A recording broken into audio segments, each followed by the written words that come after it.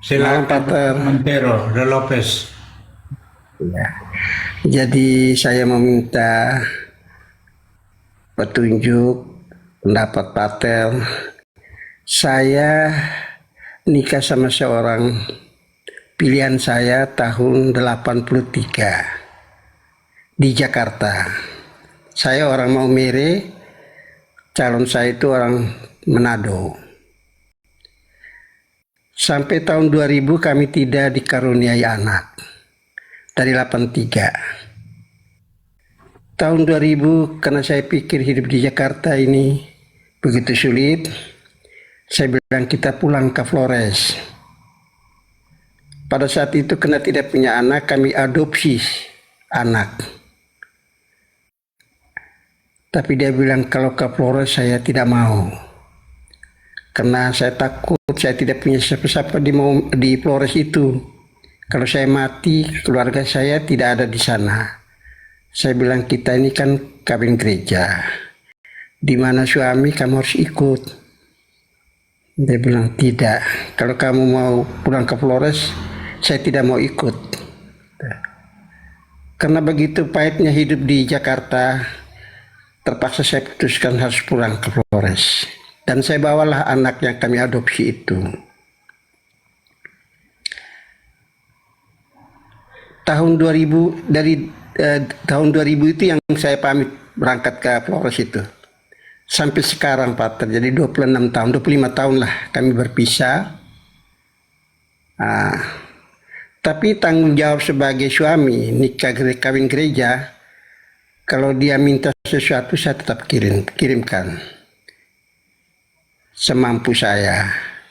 Karena saya ingat kami adalah berkat gereja, tanggung jawab seorang Nasrani tinggi, apalagi seorang Maumere. Ya toh. Berulang kali saya bilang saya sudah sanggup untuk besarkan anak ini sendiri. Coba kamu datanglah ke sini. Dia bilang, kayaknya saya tidak bisa.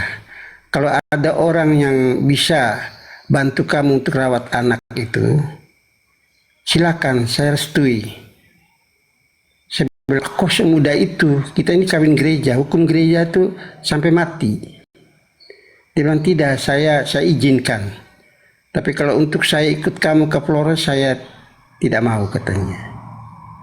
Jadi sampai sekarang dari tahun 2000 sampai saat ini kami pisah. Saya juga sendiri bingung Pater, dengan umur saya sudah begini. Wah, siapa yang akan rawat saya kalau sampai saya sekarang umur sudah 69 tahun. Saya bilang, ya kalau ada orang yang mau rawat saya dan anak ini, menurut kamu bagaimana? Tidak apa-apa. Saya jadi saksi itu tidak apa-apa. Jadi saya bilang, oh, alangkah mudahnya jawabnya dia gitu. Dan sampai sekarang ini saya masih sendiri Pater. Kira-kira jalan yang terbaik atau petunjuk dari Pater itu bagaimana?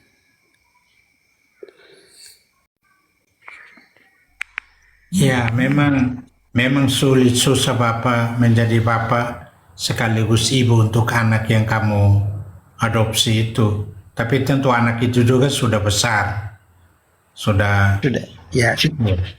Jadi dia malah menjadi orang tua untuk Bapak lagi. Dia menjaga Bapak.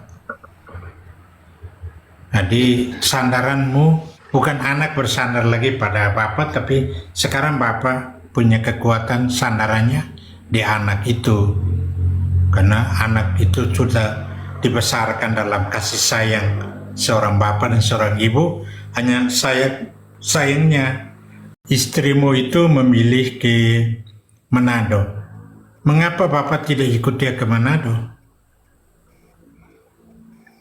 Begini ya Pater, dia di Jakarta, dia di orang Manado, tapi dia dilahirkan di Jakarta. Jadi dia sendiri setelah bapaknya meninggal, dia untuk pulang ke Manado juga dia bingung dengan keadaan di Manado. Begitu. Terus Pater boleh saya cerita sedikit Mas dengan anak yang kami adopsi itu waktu itu. Waktu kecil saya tidak tahu ini anak punya kekurangan. Setelah dia 3-4 tahun, saya panggil namanya, saya kasih nama dia Helen. Itu nama mama kandung saya. Ya toh. Kayaknya anaknya tuh cuek-cuek.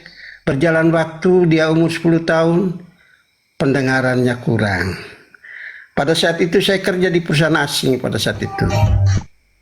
Ada dokter dari Italia, khusus karena saya di perusahaan itu. Ya, Teruskan. Teruskan, Pak. pada saat itu saya di perusahaan itu juga diberi fasilitas yang karena saya kepala logistik di situ di perusahaan asing itu. Jadi kalau saya kemana-mana perusahaan semua biayain saya, dan pada saya adopsi anak itu dan kekurangannya itu pada saat itu tahun 92-93 saya dikirim ke Freeport Timika karena kami bergerak di kitchen equipment. Saya punya porsi di situ. Saya bilang saya tidak bisa berangkat karena anak saya masih kecil dan dia punya kekurangan. Perusahaan langsung bilang, yuk jalan saja, anak nanti kami urus. Datangkan dokter dari Italia, dari biaya perusahaan itu. Tapi karena itu anak mungkin dari lahirnya memang begitu, tidak bisa itu pendengar, dan omongnya juga agak ada beberapa bahasa yang tidak bisa mengerti. Saya sebagai bapaknya sampai sekarang juga tidak mengerti. Ada beberapa bahasa saya tidak mengerti gitu. Nah, tapi ya saya rawat dia seperti darah daging saya sendiri. Sekarang dia sudah 28 tahun umurnya. Anak itu, anak gadis sudah. Hanya punya kekurangan jadi kekanak-kanakan dia tuh. Itu Pater. Ya, sudah. Itu perbuatan Sudah, kasih sayang. Papa pelihara dia dengan kasih sayang. Teruskan merawat dia. Nah, kalau Bapak mau menikah lagi, Bapak harus ke tribunal di Maumere, Keuskupan Maumere. Tribunalnya ya. pasti ada banyak orang hukum. Di Ende juga ada itu orang-orang hukum di situ. Di Ladalero ada orang-orang Ya, hukum Pater. di situ. Masih bisa diatur kalau Bapak mau mendirikan keluarga. Bapak baru 69 tahun. Terserahlah dari Bapak. Kalau Bapak tidak menikah pun Bapak mengaku sambut. Karena istrimu sepertinya. Jadi begini Pater. Karena saya juga sudah umur dan anak ini ada punya kekurangan. Ada satu ibu umur di bawah saya juga, dia sekitar 50-an. Jadi dia ada rasa kasihan sama saya untuk membesarkan anak dan saya sendiri hidup. Itu yang saya telepon dia kemarin ini, ibu yang di Jakarta ini.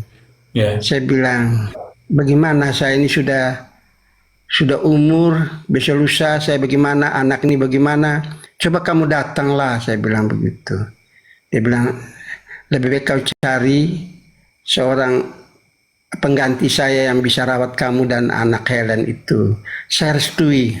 Dan kalau bisa kamu nikah, saya jadi saksi. Saya bilang tidak semudah itu yang kau omong, saya bilang begitu. Jadi begitu Pater. Ya sudah. Yang sekarang Bapak hadapi apa? Mau menikah lagi boleh, itu hakmu. Tapi masih ada beban, yaitu harus menyelesaikan masalahmu di tribunal supaya perkawinan kamu dan istri dari Manado itu dibatalkan, baru Bapak bisa menikah lagi. Kelihatan Bapak bisa menikah lagi asal melalui tribunal dulu. Selesaikan dengan istri pertama yang dari Manado, dan itu lebih mudah karena dia juga sepertinya, apakah dia masih hidup sendiri atau istrimu itu sudah ada laki lain? Oh tidak, dia masih sendiri karena komunikasi masih tetap. Kalau dia ada kebutuhan, kekurangan, saya tetap memberikan apa adanya lah, kesanggupan saya, karena saya dari perkawinan gereja itu yang saya rasa tanggung jawab saya itu masih ada. kalau Bapak tidak bisa urus itu kamu masuk dalam kelompok yang disebut ikatan nikah masih ada, hanya tidak bersatu. Kamu bisa tempat tidur, jadi itu dibenarkan untuk pisah macam masuk istilahnya nikah pisah tempat tidur. Jadi Bapak tetap mengaku sambut, ya tetap mengaku sambut. Karena masing-masing tidak nikah lagi, kamu tetap hanya soal bedanya di tempat tinggal yang tidak cocok. Dia juga tidak ke Maumere, Papa juga tidak bisa ke Manado. Nah, itu masalahnya di situ. Jadi kamu akhirnya pisah, masih hidup dalam suami istri, saling mengasihi, tapi tidak bisa karena alasan ini memang bisa diterima. Yang kamu pelihara di Maumere itu bukan anak kandung. Jadi bagi dia itu anak angkat, dan silakan kalau Bapak bisa urus dia, urus anak itu karena anak adopsi. Tapi ya kalau anak diambil sejak kecil itu sepertinya anak itu sudah di legal adoption, diambil secara legal, dia menjadi anak dari bapak dan mamanya di Manado itu sebagai orang tua angkat. Tapi ya sudah. Dan satu ini Pak, saya potong Pak. Ya. Kami nikah itu tahun 1983. Itu sampai saat ini surat nikah kami juga belum kami ambil di Rawamangun, di gereja Rawamangun itu, Jakarta. Ya. Belum diambil juga sampai sekarang surat nikahnya. Oh, kalau satu saat perlu ya, nanti asal ingat tanggal nikahnya dan di Proke mana, itu datanya di buku induk di Proke ada itu. Satu juga ini Pak, waktu zaman kami nikah kawin gereja dulu, tahun 80-an, 82, 83 itu ketentuan dari gereja kalau belum catatan sipil tidak bisa kawin gereja. Jadi dulu kami catatan sipil dulu baru gereja, jadi 2 kali. Waktu kami itu mau langsung ke gereja bilang tidak bisa, harus ke catatan sipil dulu. Ya. Jadi kami catatan sipil baru kami ke gereja. Begitu. Ya, bagi saya di gereja itu penting. Kalau sertifikatnya ada itu penting, karena undang-undang sekarang, Undang-Undang 174 mengatakan perkawinan sah adalah perkawinan menurut agama. Lalu pemerintah mencatatkan perkawinan yang sah itu, catatan sipilnya. Ya. Iya. Baik, Pak. Bagaimana proses kalau ambil? Jadi bagaimana prosesnya ini ya, Pak? Kira-kira kalau saya putuskan bahwa Bapak mau ke tribunal, di Maumere kamu ke paroki di mana kamu tinggal, minta satu surat untuk ke keuskupan, di tribunal di keuskupan, dan di situ bisa menjalani proses anulasi. Maka waktu kita 1 tahun, setelah itu baru kamu berkata dengan istri yang kedua. Satu lagi Pak, bagaimana umpamanya saya berpikir karena dengan umur saya ambil seorang ibu yang tadi mau urus saya itu, saya ke sana ke Jakarta, dekatin dia sama-sama ke gereja Rawamangun, minta surat itu atau dia bikin pernyataan lah di gereja itu, kira-kira bagaimana bahwa saya restui saya punya suami ini ambil istri lagi. Karena sudah bukan nikah nggak bisa. Bukan itu yang saya maksudkan. Bapak ke tribunal, nanti tribunal ambil dia pun alamat, Bapak mengajukan memenuhi ikut formulir yang diberikan oleh tribunal, diisi semua, lalu tribunal akan tulis surat kepada istri supaya dia juga memberi tanggapan kepada masalah itu. Pasti istri menyetujui saja apa yang kamu katakan, tapi bukan dia yang memutuskan, tribunal lah yang membuat anulasi, bukan ibumu. Ada proses khusus yang lebih singkat, di mana ibumu bisa, kamu udah bisa urus proses breve prosesus coram episcopo, proses singkat, lebih singkat di hadapan uskup, tapi itu akhirnya harus urus di Jakarta. Dan apakah tribunal Jakarta bisa menerapkan proses yang saya terapkan dari Paus Fransiskus itu kan tidak, yaitu proses yang lebih singkat. Kalau Jakarta bisa terapkan proses itu, dia tanda tangan, kamu 2 tanda tangan, 1 surat permohonan untuk pembatalan, dia juga tanda tangan, Bapak tanda tangan, diberikan, dikumpulkan oleh instrukturnya hakim di Jakarta, diberi ke Uskup Jakarta, dan Uskup mengatakan perkawinan kamu sudah batal sejak awal oleh Uskup Jakarta. Itu juga bisa dibuat di Maumere, asal hakim di Maumere bisa memproses itu proses singkat, bukan proses anulasi biasa. Bapak bisa ikut dua proses itu, proses singkat atau proses yang biasa. Bedanya bahwa kalau proses singkat, kamu dua dan mantan istri harus tanda tangan itu surat. Nah, mungkin sulit, kamu harus ke Jakarta untuk dia bisa tanda tangan. Lalu kasih di Uskup di Maumere dan Uskup putuskan. Bisa juga. Atau proses yang kedua, proses anulasi biasa. Tapi itu tetap harus dibuat di Maumere, diminta surat pengantar dari Pak Soproki, lalu tribunal di Maumere akan urus itu. Hakim-hakim di Maumere itu ada di Ledalero, Pater Kletus Sekong dan teman-teman. Ya, Pater. Ya. Terima kasih, Pater. Itu saja. Oke, selamat malam. Terima kasih, Bapak. Jadi itu saran dari Pater Felix. Jadi nggak bisa langsung diambil terus dinikahin meskipun dapat ada yang mau bertanya lagi, Om Afe? Ada, masih ada 2 orang. Jadi ikuti aja nanti saran dari Pater Felix ya, Bapak.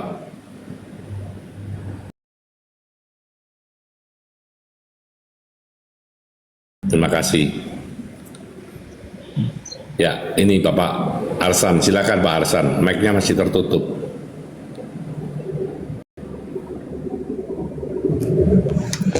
Selamat malam Bapak Pater, Kakak Maria, selamat malam. Ya, selamat malam. Silakan perkenalkan diri dan bertanya dengan Pater Felix, Pak Arsan. Saya perkenalkan diri, saya asal Flores, Manggarai, tepatnya itu di Manggarai Timur.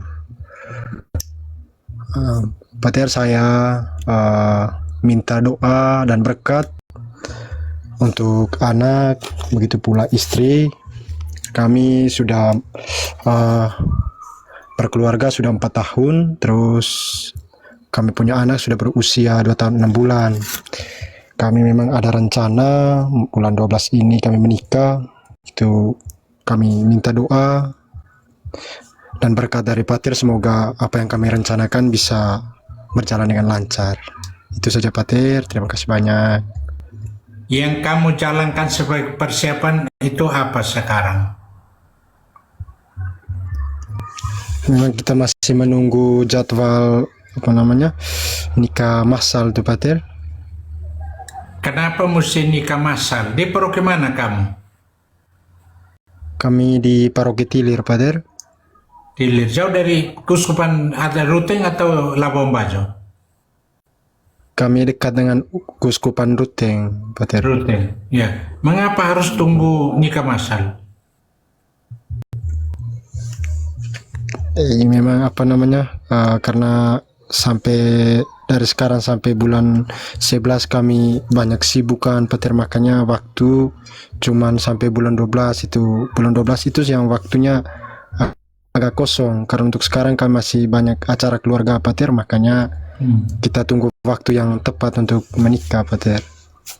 Berarti bukan nikah massal toh, hanya karena waktu kamu yang tidak cocok. Iya betul Pater. Oke. Ya, ikutin aja dulu dan siapkan. Rencana biasanya harus ikut kursus dulu. Baru nikah Katolik yang tentu adatnya tolong diperhatikan, karena gereja tidak akan berkat langsung. Saya akan tanya dulu apakah sudah ada pendekatan dua keluarga pria dan keluarga wanita, sudah duduk bersama, sepakat. Kamu diatur oleh keluarga. Dan tentu bagian itu adalah adatnya juga, tentu diatur oleh keluarga. Ya Pater, memang selama ini kita tunggu konfirmasi dari dari Paroki Tilir untuk ikut kursus. Nanti kalau misalnya sudah buka kursus baru kami ikut, dan sebelum ikut kursus kami diskusi dengan keluarga antara laki-laki dan perempuan juga Pater, biar ada persetujuan nanti. Ya. Belis adat di timur di Manggarai juga tidak terlalu beda dengan di timur tuh, atau dia sangat belisnya sangat mahal di Manggarai? Kami belisnya Pater sudah hantar semua, kami tinggal tunggu nikah saja Pater, untuk tinggal nikah gereja saja. Kalau untuk belis sudah selesai semua, kita sekarang lagi menunggu waktu nikah itu saja Pater. Kok paroki tidak ada waktu nikah harus sampai Desember? Masih 6 bulan kok tidak ada berkat nikah? Itu kita sekarang masih menunggu Pater, menunggu buka kursus nikah itu, karena ada informasi kemarin dari Bapak Dewan bilangnya tunggu saja kursus nikah, nanti kalau buka kursus langsung daftar, setelah itu kursus dan nikah. Oke, ikuti saja dulu. Saya hanya bertanya, kok 6 bulan ini begitu lama tidak ada berkat nikah kah? Sehingga kamu harus tunggu sampai Desember baru berkat. Tapi ya ikutin aja dulu. Dan kamu juga tentu harus menyesuaikan berkat nikah dengan segala urusan di keluarga itu sendiri. Siap, Oke, Pater. kita akan doakan. Kita doakan menikah di gereja Katolik itu sangat penting karena itu perlu persiapannya yang baik. Menikah sekali seumur hidup, menikah itu menerima sakramen, sakramen itu untuk seumur hidup, tidak bisa menikah 1-2 tahun lalu. Jadi harus ada pemahamannya baik, ada persiapan usia untuk menikah juga harus diperhatikan. Jangan nikah usia terlalu muda. Oh, iya, Usia yang dibolehkan itu di atas 19 tahun, 20 ke atas. ya Pater, kebetulan saya sudah usia 24 tahun Pater. Oke, sudah Ya, Pater. memenuhi. Terima kasih atas doa dan sarannya Pater. Oke, selamat malam. Selamat malam Pater, selamat salam sehat. Salam keren. Maaf ya. Ya, terima kasih Bapak Arsan. Nanti ikuti saran-saran dari Pater Felix ya, Pak Arsan. Terima kasih Bapak, terima kasih. Salve, Tuhan berkati. Izin saya turunkan. Ya, Pater Felix. Wah, ini kelihatannya Pater Felix juga agak capek. Kira-kira kurang berapa menit, Pater? Setengah jam. Ya, mungkin 20 menit lagi. Satu penanya lagi. Ya, yang di atas. Silakan, Rosalina. Jadi Rosalina ini pertanyaan yang terakhir karena Pater Felix akan beristirahat. Jadi silakan Rosalina. Mic-nya masih tertutup, Rosalina. Rosalina Suley. Ini kalau nggak salah pernah naik dulu Rosalina Suley. Nah, Waduh, kita malah dengar nggak. dulu sebentar. Barangkali ya. Kayak saya juga tidak ingat karena. Ya silakan bicara Rosa. Rosalina Suley, silakan naik, silakan dibuka mic-nya dan bertanya. Mungkin jaringan itu kok ngopi lah. Tapi kalau ngopi nggak jaringan biasanya. Ya. Rosalina, ya Rosalina silakan. Jangan ngopi nanti jatuh. Mic-nya jangan ditutup. Biasanya nanti jatuh kalau ngopi. Iya, biasanya mau jatuh gitu. Ya. Oke, kalau mungkin sebentar lagi mautnya sudah turun. Kan sudah Tidak terjun. apa-apa. Ya, Ya. Bapak. Ada banyak keluarga tidak tahu mau urus atau mau urus tapi menemui kesulitan. Urus untuk baru mau nikah. Pertama mungkin kesulitan belisnya, mungkin karena beda suku, beda aturan, jadi belisnya mungkin suku di sana lebih mahal, di sini tidak. Tapi tiap suku ada aturannya, ada adatnya yang perlu diikuti.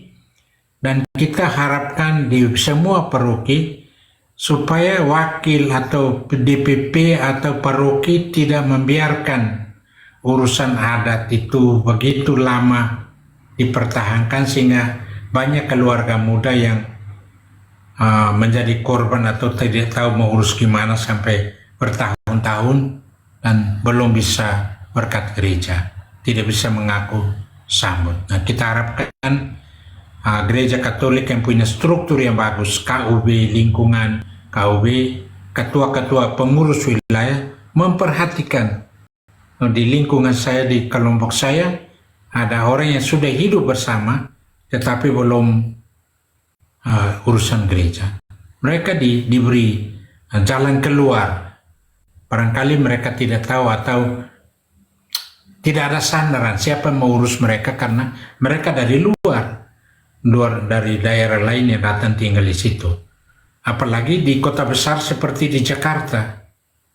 Nah, kalau tidak ada bantuan dari saudara-saudari, keluarga-keluarga, selingkungan, sekelompok, nanti sulit. Harus kembali ke NTT untuk mengurusnya, padahal bisa diurus di Jakarta. Bahkan ada yang dari Jakarta ada masalah, disuruh balik ke NTT. Nah, pertama biaya perjalanan itu begitu mahal. Kalau bisa dibuat lebih mudah, ngapain dipersulit? Kalau bisa dibantu, dibantulah. Karena gereja kita ini satu gereja, umat Katolik, saling menolong. Dan yang paling penting, yang paling dekat itu yang kita dekati. Jadi bagi mereka yang alami masalah, juga harus mendekati pengurus lingkungannya, warganya. Dia harus tahu dia tinggal di lingkungan mana, pengurus lingkungannya, stasinya harus dihubungi. Bentuk komunitas, gereja itu komunitas, komunio, persekutuan orang-orang yang percaya, ya, berjalan berlangkah bersama dan saling menolong. Ada yang menemui kesulitan tidak bisa mengatasinya sendiri. Ada yang cerai atau tidak bisa bersatu, tapi tidak ada orang yang bisa mendamaikan. Mereka berdua tidak bisa tiba-tiba bertemu saja begitu bisa, tapi perlu perantara untuk bisa menyelesaikan masalah. Dan biarpun berasal dari luar daerah, jangan membentuk kelompok eksklusif, tidak berintegrasi dengan orang dari suku lain. Agama Katolik bukan begitu. Yang Timur, Flores, Jawa, Sumatera, Manado, Kalimantan, di mana kita tinggal, kita umat Katolik. Kita bukan gereja menurut ritus suku atau wilayah asal. Gereja kita, paroki kita bersifat teritorial. Semua orang yang masuk tinggal dekat situ, masuklah paroki itu. Tidak ada satu paroki mengatakan ini parokinya orang NTT, ini parokinya Ambon, parokinya Jogja. Semua gereja Katolik, biarpun mungkin saja kebanyakan umat di situ adalah warga di situ, tapi gereja itu Katolik, berarti semua yang tinggal berdasarkan wilayah perbatasan paroki yang tinggal di satu teritori, mereka masuk paroki itu. Hanya banyak kali umat kita, umat yang dari luar atau yang itu kurang berintegrasi atau belum saling mengenal. Nah, ini kesulitan untuk saudara-saudara yang tinggal di kota-kota besar seperti Surabaya, Jakarta. Nah, hal ini bisa terjadi tanpa disengaja. Banyak keluarga yang tercecer seperti tidak tahu kemana. Atau kalau ada masalah langsung dihubungkan, oh itu orang bukan orang kita, orang dari luar. Padahal dia gereja Katolik, dia anggota gereja Katolik, tapi dianggap bukan kita. Nah, ini yang banyak kali terjadi dan mudah-mudahan bisa diperhatikan.